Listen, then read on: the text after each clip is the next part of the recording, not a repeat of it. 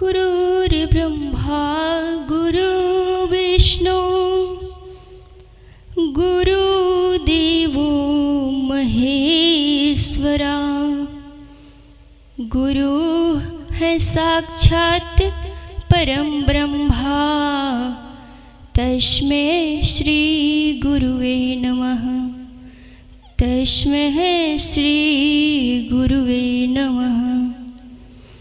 जयति जयति राधारमण, जय जय नवल किशोर। जय गोपीचित चोर प्रभु, जय जय माखन चोर। सत्य गुरुदेव भगवान के चरणों में सादर प्रणाम।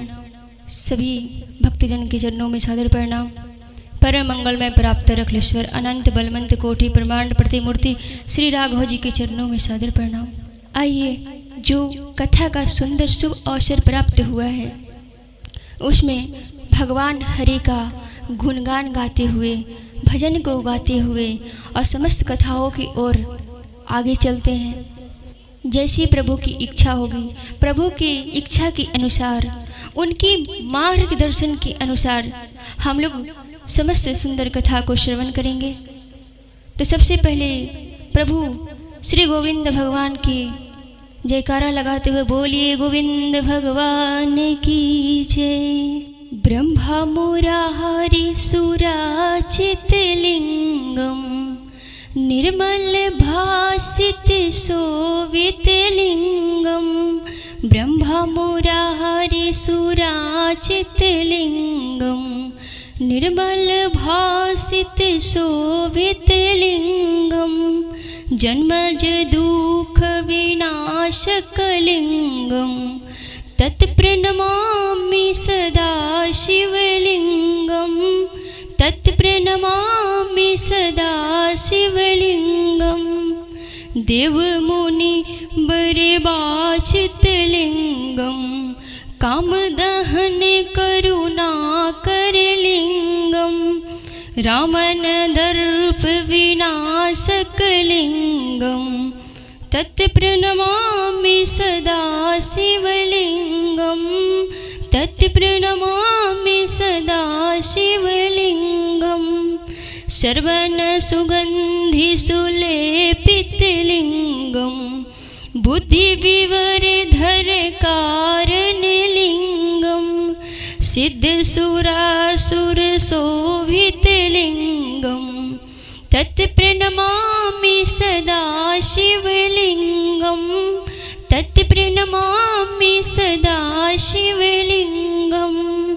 कनक महामणि भूषित लिंगम, फणिपति विशिष्ट शोभित लिंगम। दक्ष सुयज्ञ विनाशक लिंगम, तत्प्रणमामि सदा शिवलिंगम।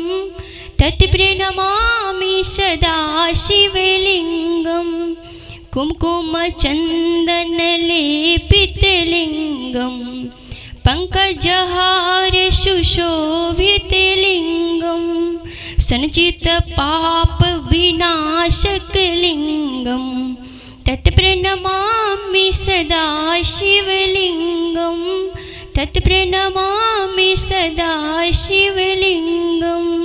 देवगणाचित सेवित लिंगम, भावर भक्ति विरेवच लिंगम। तिनकर कोटि प्रभाकर लिंगम, तत्प्रणमामि सदा शिवलिंगम। अष्टदलोपविशिष्ट लिंगम, श्रवण समुद्धव कारण लिंगम। अष्टदलोपविशिष्ट लिंगम, श्रवण समुद्धव कारण लिंगम। श्रवण समुद्धव कारण लिंगम। अष्टदरिद्र विनाशन लिंगम, तत्प्रणमामि सदा शिवलिंगम। तत्प्रणमामि सदा शिवलिंगम। सुरगुरु सुरवर पूजित लिंगम सुरवन पुष्प सदा चितलिंगम परमगति परमात्मकलिंगम तत्प्रणमामि सदा शिवलिंगम तत्प्रणमामि सदा शिवलिंगम ब्रह्मा मुरारी सुराचितलिंगम निर्मल भासित शोभित लिंगम निर्मल भासित शोभित लिंगम। तो आइए समस्त सुंदर कथाओं की ओर आगे बढ़ते हैं। जिस प्रकार से जब कोई इंसान पानी में डूबता है तो अपने दोनों हाथ को ऊपर करके और प्रयास करता है कि कोई आए मुझे बचाए, वो कोशिश करता है, लेकिन उस समय उस इंसान को एक भी व्यक्ति बचाने वाला आ जाता है तो वो इंसान सोचता है कि शायद भगवान आ गए हैं, भगवान बचा दिए मुझे। जिस प्रकार से यदि रोड पे जा रहे हैं, रोड पे एक्सीडेंट हो जाए तो उस समय यदि कोई गौ माता वहाँ पे खड़ी हो जाए आकर के और वो कृपा कर दे और आप उनकी वजह से बच सकते हैं तो वो भगवान की बड़ी कृपा होती है महाराज। तो कहा गया है भगवान मिलते कैसे हैं, और भगवान बिना भक्ति भाव के प्राप्त नहीं होते हैं। गोस्वामी जी कहते हैं जब भव सागर पार इंसान जाता है तो क्या करता है, भव सागर चह पार जो पावा राम कृपा बिन कहाँ दृढ़ नावा आवतीश्वर अति कठिनाई आवतीश्वर अति कठिनाई राम कृपा बिन सुलभ न आई राम कृपा बिन सुलभ न आई बिनु सत्संग विवेक न होई राम कृपा बिन सुलभ न सोई राम कृपा बिन सुलभ न सोई। तो ये व्यक्ति भगवान से कृपा करता है, भगवान की कृपा होती है उस व्यक्ति के ऊपर, जबकि वो इंसान बच जाता है। देखिए दुनिया में बचने की तो बहुत सारी उपाय है, लेकिन कोई इंसान ऐसा है जो कि खुद से नहीं बच पाता है। खुद से बचने की कारण एक होता है महाराज, यदि वो कारण इंसान भूल जाता है तो उसे पाप के रास्ते पे चलना पड़ जाता है। और जब पाप के रास्ता पे चलता है कब इंसान, जबकि अपने से बड़ों की श्रेष्ठ को बात को जब उल्लंघन करता है। आज माता सीता को देखिए, जब पंचवटी में थी तो लक्ष्मण जी को बात को इनकार कर दी थी।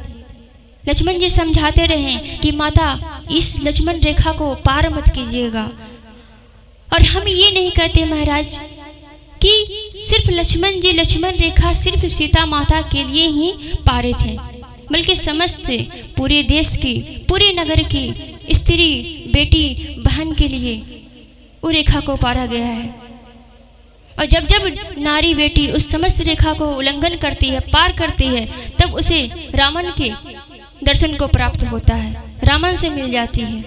तो इसलिए कहा गया है कि अपने से बड़ों की बात मानना यही सबसे बड़ा श्रेष्ठ का पूजा का अर्थ होता है महाराज। कोई भी भेष बना के आए, कोई पीला कपड़ा पहन ले तो वो संत नहीं होता है, जिस प्रकार से रावण संत का भेष बना करके आया है माता सीता को हरण करने के लिए। तो इसलिए कहा जाता है महाराज कि किसी को बात पे भरोसा मत कीजिए, विश्वास मत कीजिए। लंबा टीका लगाने वाला भी वो भी चोर होता है, बेईमान होता है। जो ये सब बातें हैं वो सभी नारियों को समझना चाहिए, सभी बेटियों को समझना चाहिए। अपने पिता को, अपने भाई को, अपने पति को बात को मानना चाहिए। तो आइए महाराज हम लोग कथा की ओर आगे चलते हैं कि भगवान शंकर। और एक बात और है कि हमने पहले भी कहा था कि जैसी प्रभु की इच्छा होगी, इच्छा के अनुसार कथा चलती है महाराज। इसमें हमारी और आपकी कोई जोर जबरदस्ती नहीं चलती है। ये मेरी अर्जी है, ये मेरी अर्जी है। भगवान से क्या कहना है महाराज? ये मेरी अर्जी है, मैं वैसी बन जाऊं जो तेरी मर्जी है। मैं वैसी बन जाऊं जो तेरी मर्जी है। किस बात की बाधा है, किस बात की बाधा है।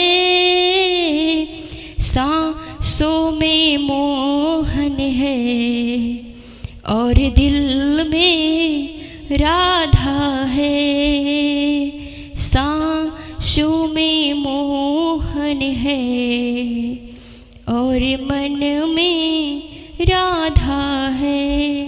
तो भगवान से ये कहना है कि प्रभु मेरे अंदर ये हिम्मत नहीं है कि मैं वैसी बन जाऊं, बस आपको जैसा बनाना है प्रभु आप मुझे बना दीजिए वैसा। ये मेरे अंदर काबिलियत नहीं है महाराज। और उस समय कोई कहे कि हाँ प्रभु से नहीं मिलना है, तो कहना कि मुझे प्रभु से मिलने के लिए कोई नहीं रोक सकता है। कौन ऐसा है कि रोकेगा प्रभु से मिलने के लिए? बस मन को निर्मल करते हुए।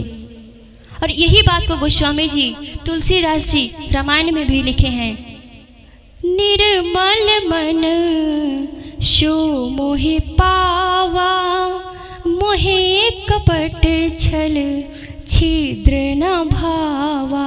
यानी कि कहा गया है कि जिसका मन निर्मल होता है, साफ होता है, उसी को प्रभु दर्शन देते हैं, उसी से प्रभु मिलते हैं। आज माता शबरी को देखिए, शबरी माता काफ़ी वर्ष तपस्या की है, और जब तपस्या की है तब आज भगवान उन्हें मिले हैं, प्राप्त हुए हैं भगवान। तो आइए इसी प्रकार से हम लोग शंकर भगवान की कथा की ओर आगे बढ़ते हैं। एक दिन महाराज यमराज जी को बड़ी गुस्सा लगी। सोचे दुनिया में कितना भी पापी व्यक्ति हो, जब पापी आदमी मरने लग जाता है तो मैं जाता हूँ उसको प्राण को लेने के लिए, तब तक गंगा क्या करती है, उसके घर वाले लोग क्या करते हैं, या तो उसके मुख में गंगा जल डाल देते हैं या उसकी अस्थियां ले जा करके गंगा जी में प्रवाहित कर देते हैं। इस तरह से उसके घर वाले करते हैं। लेकिन मरने के पहले उसके घर के लोग ऐसा करते हैं उस प्राणी के साथ में। हम तो जाते हैं उस प्राणी को प्राण लेने के लिए, लेकिन तब तक उसके घर के लोग ऐसा कर देते हैं। वो जो पापी व्यक्ति मरता है महाराज, पापी व्यक्ति को भी मुख में गंगा जल डाल करके उसे पाप को मिटा देते हैं। यमराज जी को बड़ी गुस्सा लगी। गंगा इतना उत्सव मचा रखी थी धरती पे गंगा माता। महाराज आज यमराज जी गंगा माता को समझा रहे हैं, बोल रहे हैं कि गंगा तुम इतना उत्सव क्यों मचा रखी हो, जो कि पापी को भी तुम स्वर्ग यानी कि स्वर्ग लोक भेज रही हो, ऐसा क्यों कर रही हो? यमराज जी बोले मैं जाकर के शाम को गंगा से बात करता हूँ। हाथ में गदा लिए पहुँच गए हरिद्वार। भीड़ लगी हुई थी, संध्या कालीन थी महाराज, बहुत भीड़ था। माँ गंगा की आरती हो रही थी और यमराज जी हाथ में गदा लेकर के वहाँ पे खड़े थे। जब दीपक जलाया गया, आरती खत्म हुआ और यमराज जी चुपचाप वहाँ पे खड़े हैं। गंगा मैया देखी तो सोची कि अरे ये भैया आकर के खड़े हैं मेरे पास, आखिर क्या कारण है कि भैया मेरे पास खड़े हैं आकर के? कुछ तो कोई कारण जरूर है। गंगा माता मन में विचार कर रही थी। तुरंत गंगा माता प्रकट हो गई, बोली क्या बात है भैया, आप क्यों खड़े हैं? बड़ी परेशान लग रहे हैं, बड़ी चिंतित दिखाई दे रहे हैं आप। यमराज जी बोले गुस्सा की तो बात है, चिंता की तो बात है गंगा। गंगा जी बोले कोई गलती हो गई है क्या कुछ मुझसे, जो कि आप इतने क्रोध में लग रहे हैं? यमराज जी गंगा माता को उल्हाना देने लगे कि गंगा तुम धरती पे इतना उत्सव मचा रखी हो कि पापी को भी तुम स्वर्ग भेज रही हो। कहते हैं यमराज जी, तारन की तो है पान पड़ी, पान मने यानी कि आदत, तारन की तो है पान पड़ी, तू अधि ना अधि को विचारती हो। पापी सुरापी पे करके कृपा, अमरेश के धाम, अमरेश यानी कि स्वर्ग, अमरेश के धाम पठावती हो। पापियों को भी तुम अमरेश भेज रही हो। विष्णु महेश के दूतन से, अरे विष्णु महेश के दूतन से, मेरे दूतन को पिटवावती हो। विष्णु महेश के दूत आ जाते हैं और मेरे दूत को मारते हैं और मार करके उससे भगा देते हैं और खुद को लेके चले जाते हैं। देखिए गुस्सा में क्या बोल रहे हैं, गुस्सा कर रहे हैं यमराज जी, लेकिन गंगा माता से, क्योंकि बहन भाई का रिश्ता था, तो गंगा माता से प्रेम भी कर रहे हैं। एक नंगा के शीश पे बैठ के गंगा, एक नंगा के शीश पे बैठ के गंगा, तुम नाहक दंगा मचावती हो। गंगा तुमने तो दंगा मचा करके रख दी हो। गंगा माता खूब हंसने लगे, बोले भैया इसमें मेरा क्या दोष है, मेरा तो अवतार इसलिए हुआ है कि पापी को भी कृपा कर दे। जो मेरे पास आएगा, मेरे शरण में आएगा, उसको हम मुक्ति दें, इसलिए तो मेरा अवतार हुआ है। आप ऐसा करिए कुछ कि जो व्यक्ति मरता है, जो पापी व्यक्ति मर जाता है, वो मेरे पास नहीं आ सके, कुछ ऐसा कृपा कीजिए आप। लेकिन हमारे पास जो आएगा उसको तो हमें तो उद्धार करना ही करना है। आज पार्वती माँ ने संकल्प लिए, गंगा तुम केवल मृत्यु लोकों को, प्राणी को उद्धार करने की बातें कर रही हो, तुम्हें पता नहीं मेरे पति के सिर पे तुम रह रही हो। मैं ऐसी गंगा बहाऊंगी, ऐसी गंगा बहाऊंगी जो केवल मृत्यु लोगों को नहीं बल्कि पूरे विश्व के लोगों को उद्धार करने वाली गंगा। तो कौन सी कथा है, कौन सी गंगा है महाराज, जो कि आज पार्वती माता गंगा माता से वार्तालाप कर रही हैं, बोल रही हैं इस कथा के विषय में कि मैं ऐसे गंगा बहाऊंगी।